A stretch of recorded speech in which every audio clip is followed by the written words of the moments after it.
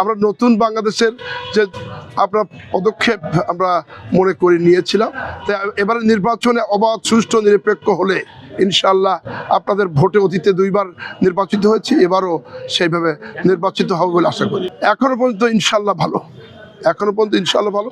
আমরা যদিও নিয়ম কানুনের কঠিন হওয়ার কারণে, যেমন আজকে আমরা এসেছি 5 জন, বাসায় এসেছে আপনারা লক্ষ্য করেছেন যে বাসায় যদি ডাকা হতো তাহলে হাজার হাজার মানুষ আসতো। অতীতে তো আমরা হাজার হাজার মানুষ নিয়ে মনোনয়ন জমা দিয়েছি। আমি একবার 2001 সালের মনোনয়ন দেওয়া ছিলাম 10,000 মানুষ নিয়ে, 5,000 গাড়ি নিয়ে তালায় গিয়েছিলাম, এটাও সত্য। আর এখন নিয়মের প্রতি শ্রদ্ধা রেখে মাত্র 5 জনকে নিয়ে এই মনোনয়ন জমা দিয়েছি। এটা নিয়মকে আমি মেনে নিয়েছি এবং এটাই নিয়ম, এটাই নীতি। তালাতে 12টা ইউনিয়ন আমরা ঘুরছি।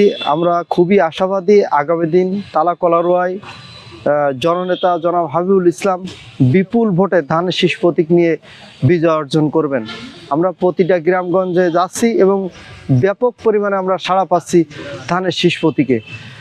আগামী দিন হাবিব ভাই বিপুল ভোট অর্জন করে তালা কলারোয়ার এমপি হবেন, এটা আমরা খুবই আশাবাদী।